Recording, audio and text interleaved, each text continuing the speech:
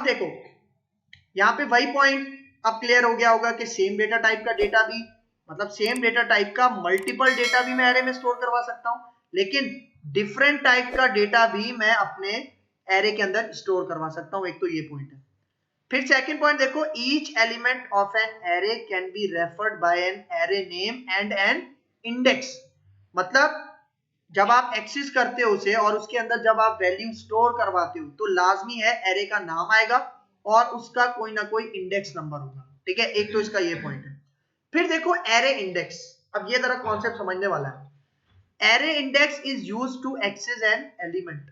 मतलब देखो एरे के इंडेक्स नंबर पे कोई ना कोई वैल्यू स्टोर होती है ना, तो अगर मुझे उस वैल्यू को इवेल्युएट करना है, एक्सेस करना है, तो मुझे क्या करना पड़ेगा, लाजमी उस एरे के नाम के साथ वो इंडेक्स नंबर लगाना पड़ेगा जिसके ऊपर वो वैल्यू स्टोर है। ठीक है, अब यहां पे देखो सेकंड इसका पॉइंट देखो एरे इंडेक्स का। Array index can be a number और अ स्ट्रिंग। अब देखो नंबर तक तो क्लियर है, लेकिन यहाँ पे स्ट्रिंग मतलब डबल कोट्स के अंदर, सॉरी डबल कोट्स कह रहा हूं, जो डबल ब्रैकेट्स थे, स्क्वायर ब्रैकेट्स, उसके अंदर मैं इंडेक्स नंबर दे रहा था ना, और इंडेक्स नंबर कौन सा नंबर होता है, न्यूमेरिक होता है, इंटीजर होता है। लेकिन यहाँ पे कह रहे हैं कि एरे इंडेक्स स्ट्रिंग भी हो सकता है। अब देखो एरे स्ट्रिंग कब होगा, हमारे पास एक मैंने आपको पीछे टाइप बताई थी एसोसिएटिव एरेज, उसके अंदर हमारे पास जो एरे का इंडेक्स नंबर होता है, मतलब जो इंडेक्स होता है वो स्ट्रिंग की फॉर्म में होता है। ये अभी एसोसिएटिव एरेज में आगे बताता हूं तो ये चीज भी क्लियर हो जाएगी। ठीक है, फिर देखो इफ इंडेक्स इज नंबर, मतलब अगर एरे के अंदर हमारा इंडेक्स नंबर एक न्यूमेरिक वैल्यू है, नंबर है, तो वो कौन सा एरे कहलाता है, इंडेक्स्ड एरे कहलाता है। मतलब एक टाइप मैंने आपको यहाँ पे बताई ना इंडेक्स्ड एरेज, तो ये भी एक टाइप है। लेकिन अगर इंडेक्स हमारे पास स्ट्रिंग है तब एरे कौन सा एरे कहलाता है, एसोसिएटिव एरे कहलाता है। लेकिन एसोसिएटिव एरे का सिंटैक्स थोड़ा सा डिफरेंट होता है, ये अभी मैं आगे जाके बताता हूं। फिर देखो अगला point, by default the index value in an array it starts at 0। मतलब इंडेक्स की जो वैल्यू होती है वो कहां से स्टार्ट होती है, 0 से स्टार्ट होती है। ठीक है, कौन से एरेस की बात कर रहा है यहाँ पे, इंडेक्स्ड एरेस की बात कर रहा है, सिंगल डायमेंशनल एरे की बात कर रहा है। ठीक है, मतलब ये जो अभी मैंने एरे यहाँ पे बनाया है, ठीक है, ये जो मैंने एरे अभी बनाए हैं, ये वाला जो एरे था, ठीक है, और फिर यहाँ पे ये वाला जो एरे मैंने बनाया है, ठीक है, इन एरेस को आप सिंगल डायमेंशनल एरेस भी कह सकते हो और इंडेक्स्ड एरेस भी कह सकते हो। ठीक है, क्योंकि यहाँ पे देखो एक तो यहाँ पे जितना भी डेटा हो रहा है वो उनके इंडेक्स नंबर पे स्टोर हो रहा है ना, और इंडेक्स नंबर क्या है, इंटीजर है, तो तभी इनको क्या कहा जा रहा है, इंडेक्स एरेस कहा जा रहा है। ठीक है, एक तो ये पॉइंट है। ठीक है, फिर यहाँ पे आगे चलते हैं। अब देखो इनिशियलाइजिंग एन एरे, एरे को इनिशियलाइज करने के लिए, मतलब उसको डिक्लेयर करने के लिए और उसको वैल्यूज देने के लिए हम यहाँ पे कौन सा मेथड हमने यूज किया था, एरे फंक्शन। मतलब एक हमने फंक्शन यूज किया था, मेथड यूज किया था, जो क्या कर रहा था, हमारे एरे के अंदर कौन कौन सी वैल्यूज स्टोर होंगी और किन इंडेक्स नंबर पे स्टोर होंगी, वो काम हम सारा किसके अंदर कर रहे थे, एरे के अंदर कर रहे थे। ठीक है, मतलब देखो एरे के अंदर डायरेक्ट वैल्यूज देते हैं, हमें इंडेक्स नंबर मेंशन करने की जरूरत नहीं है, इंडेक्स नंबर ऑटोमेटिकली एलोकेट हो जाते हैं इस एरे फंक्शन की मदद से। ठीक है, ये पॉइंट है। फिर देखो एरे आइडेंटिफायर।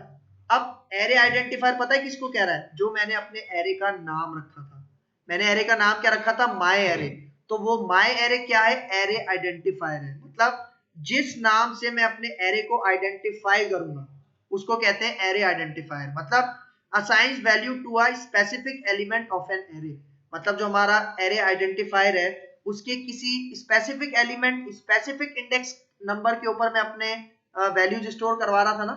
ठीक है, तो ये हमारे पास कहलाता है एरे आइडेंटिफायर। तो ये दो तरीके हैं जिसके थ्रू हम अपने एरे को इनिशियलाइज करते हैं। ठीक है, फिर यहाँ पे देखो सिंगल डायमेंशनल एरे, जो मैंने अभी आपको बताया। देखो हमने फॉर एग्जाम्पल 5, मतलब यहाँ पे जो फिगर में बता रहा है, यहाँ पे कह रहा है कि एरे की लेंथ 10 है, लेकिन हमने जो एरे बनाया था उसकी लेंथ कितनी थी, 5 थी। ठीक है ना, मतलब 5 उसमें कंट्रीज थी।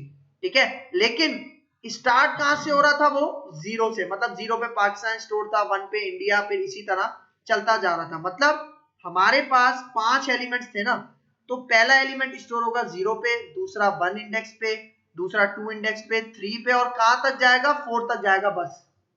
मतलब 5 है हमारे एरे की लेंथ, तो इसका मतलब 0 से लेके कहां तक मैं वैल्यू स्टोर कर सकता हूं, 4 तक बस। अगर मैं 5 पे चला गया ना, तो इसका मतलब हमारे एरे की लेंथ अब 6 हो गई। ठीक है, ये इसका एक पॉइंट है।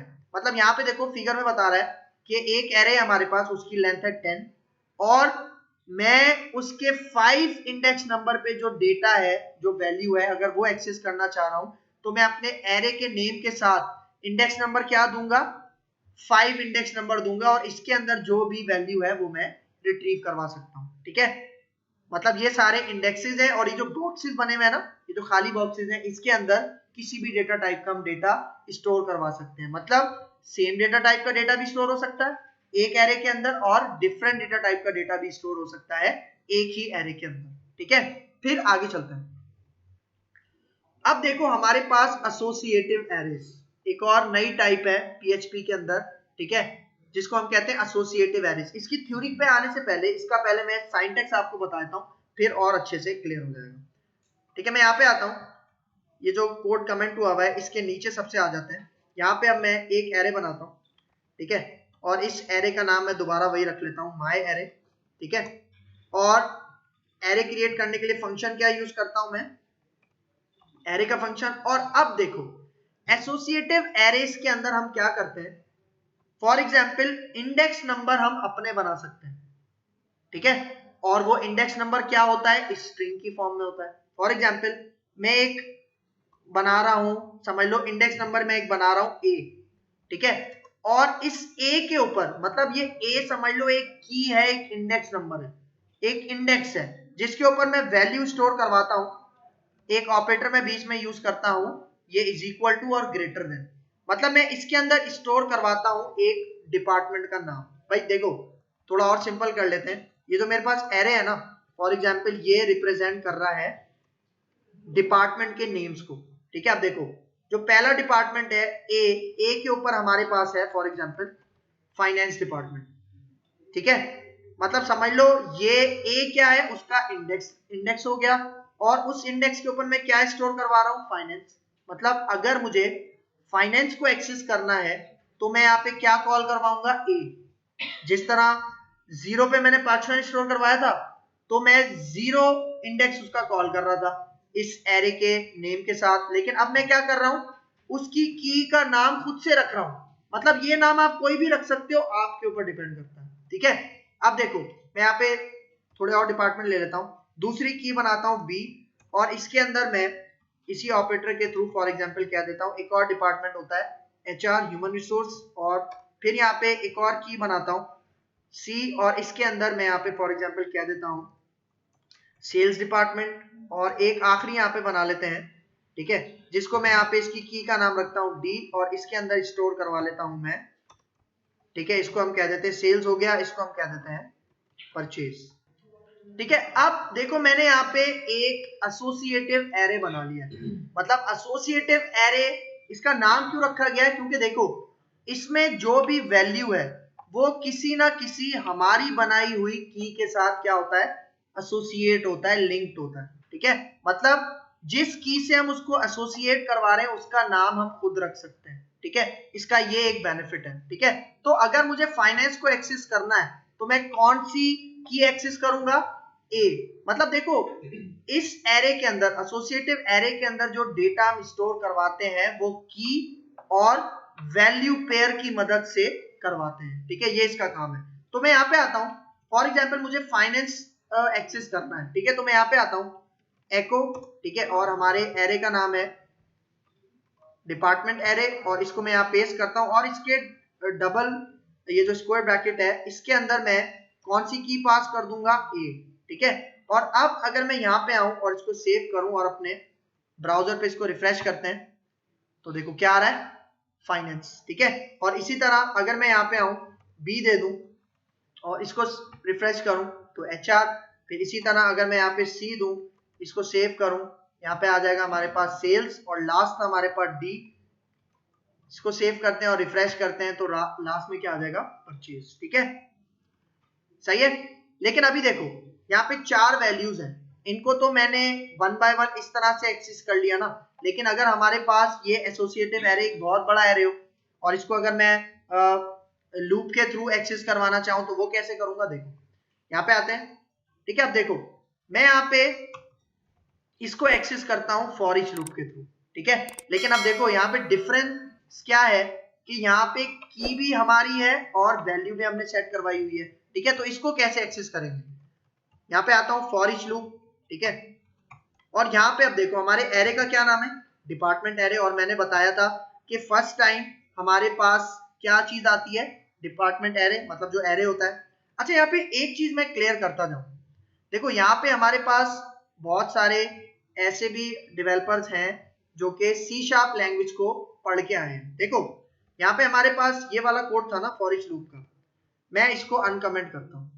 अब देखो यहाँ पे क्या हो रहा था कि हमारे पास ये पहले हम एरे दे रहे हैं और उसके बाद हम वो वेरिएबल दे रहे हैं जिसके अंदर एरे से वैल्यू उठ के आएगी। सही है, मतलब अगर मैं C# में बात करूं फॉर ईच लूप की, तो वहां पे जो वेरिएबल है वो पहले डिक्लेयर किया जाता था, मतलब एरे की जगह पे डिक्लेयर किया जाता था, और एरे किसकी जगह पे डिक्लेयर किया जाता था, हमारे वेरिएबल की जगह पे डिक्लेयर किया जाता था। मतलब वैल्यू स्विच हो रही है, मतलब यहाँ पे हम काम करते हैं लेफ्ट टू राइट।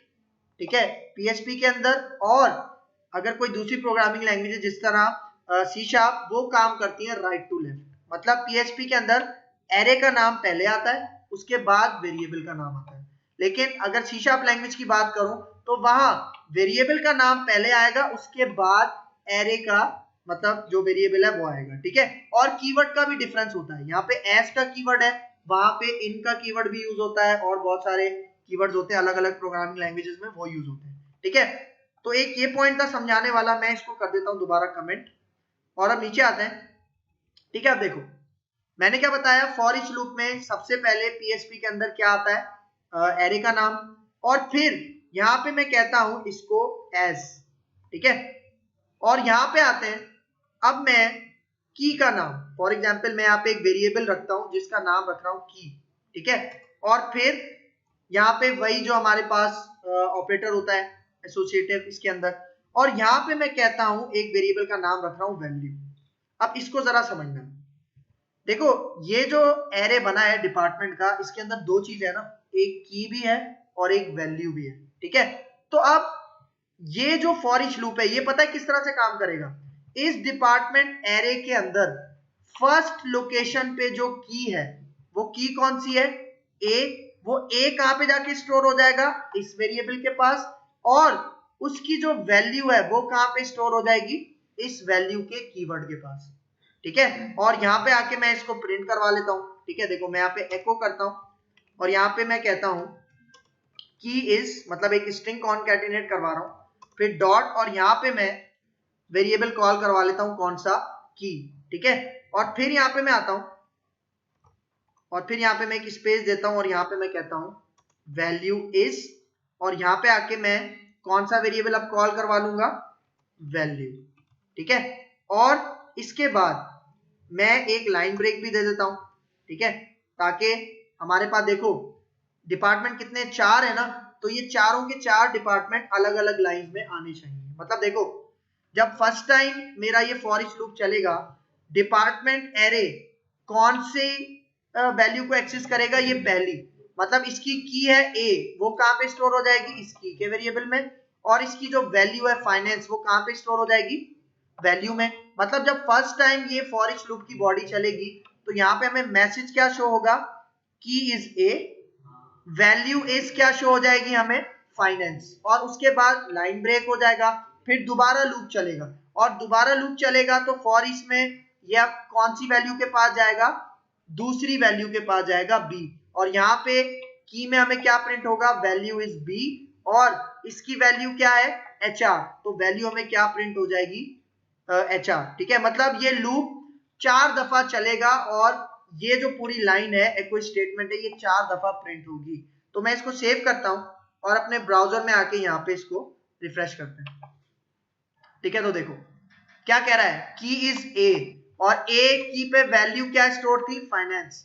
फिर इसी तरह बी उस पे एचआर, फिर इसी तरह सी उस पे सेल्स, और फिर डी उस पे परचेज। मतलब एसोसिएटिव एरे को हम इस तरह से भी एक्सेस कर सकते हैं। मतलब ये सबसे आसान तरीका है एसोसिएटिव एरे को एक्सेस करने का। ठीक है, एक तो ये पॉइंट हो गया। फिर आगे चलते हैं, अब आता हूं इसकी थ्योरी के ऊपर। अब देखो एसोसिएटिव एरेज की theory uses key value pairs separated by a comma to create an array। मतलब एसोसिएटिव एरे आप जब भी बनाते हो तो की वैल्यू पेयर्स की मदद से बनाते हो, और की आप अपनी भी डिफाइन कर सकते हो। मतलब वो जो हम सिंगल डायमेंशनल एरे अभी हमने पढ़ा था उसके अंदर अंडरस्टूड था कि 0 से स्टार्ट होगा और जितने भी आपने एलिमेंट्स बनाए उसके हिसाब से इंडेक्स नंबर सेट हो जाएगा, और वो इंडेक्स नंबर न्यूमेरिक वैल्यू होगी। एक तो ये पॉइंट है। फिर यहाँ पे देखो एसोसिएटिव एरे को की वैल्यू पेयर्स में मतलब सेपरेट किया जाता है और बीच में कॉमा भी लगाया जाता है। मतलब देखो यहाँ पे ये जो मैंने एरे बनाया है इसके अंदर 4 वैल्यूज है ना, ये जो मैंने हाईलाइट किया ये एक वैल्यू है, और दूसरी वैल्यू देने से पहले मैंने इसको सेपरेट किससे किया है, कॉमा से किया है। ठीक है, तो ये पॉइंट यहाँ पे यही बता रहा है कि separated by comma two create an array. मतलब जितने भी आपने एलिमेंट्स देने हैं वो सारे एलिमेंट्स, मतलब जितनी भी वैल्यूज हैं वो सारी वैल्यूज लाजमी कॉमा से सेपरेट होनी चाहिए। ठीक है, फिर यहाँ पे देखो is an array where the index type is a string. ये बहुत इंपॉर्टेंट पॉइंट है। मतलब ये एसोसिएटिव एरे को इंडिकेट करता है कि अगर आपका इंडेक्स नंबर नहीं है बल्कि स्ट्रिंग है तो वो कौन सा एरे है, एसोसिएटिव एरे है। ठीक है, इसका एक ये पॉइंट है। फिर देखो the index value must be specified with in double quotes. मतलब जो हमने यहाँ पे इंडेक्स दिया था, देखो इंडेक्स में किसे कह रहा हूँ, की को मैं इंडेक्स कह रहा हूँ, और वो मैंने किस में स्पेसिफाई किया था, डबल कोट्स में स्पेसिफाई किया था। ठीक है, तो यहाँ पे यही पॉइंट कह रहा है the index value must be specified in with in double quotes. ठीक है, फिर यहाँ पे देखो क्या कह रहा है, if index is string then array is an associative array. ठीक है, ये जो हमने पिछली स्लाइड में पॉइंट देखा था। ठीक है, अब चलते हैं आगे। अब देखो इंडेक्स्ड एरेज। अब देखो यहाँ पे क्या कह रहा है, includes an integer as the index type. मतलब अगर इंडेक्स के अंदर कोई नंबर है तो वो कौन सा एरे कहलाता है, इंडेक्स्ड एरेज कहलाता है। लेकिन एक पॉइंट नोट करो, फिर तो यहाँ पे ये जो हमने एक टाइप पढ़ी थी single dimensional arrays, indexed arrays, ये दोनों तो फिर सेम हो गए ना। मतलब सिंगल डायमेंशनल एरे के अंदर भी मैंने यहाँ पे इंडेक्स नंबर पे सेव करवा रहा था, और इंडेक्स एरेज पे भी मैं इंडेक्स नंबर पे स्टोर करवा रहा था वैल्यूज। लेकिन फिर इन दोनों में डिफरेंस क्या है भाई, देखो इंडेक्स एरेज के अंदर अगर मैं यहाँ पे आऊं, ठीक है, देखो मैं अपनी प्रैक्टिकल यहाँ पे फाइल पे आपको दिखाता हूँ। अब देखो अगर मैं फॉर एग्जाम्पल इंडेक्स एरे बनाना चाह रहा हूं तो लाजमी है उसकी जो इंडेक्स होंगे वो क्या होंगे, इंटीजर होंगे। एक तो ये पॉइंट लाजमी क्लियर होना चाहिए।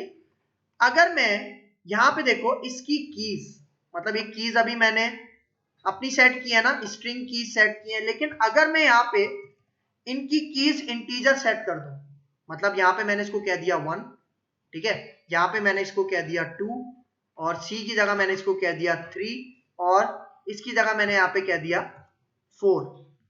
ठीक है, तो इस केस में क्या होगा, अब देखो इस केस में ये इंडेक्स्ड एरे बन गया क्योंकि इसके जो इंडेक्स हैं वो क्या है, इंटीजर है।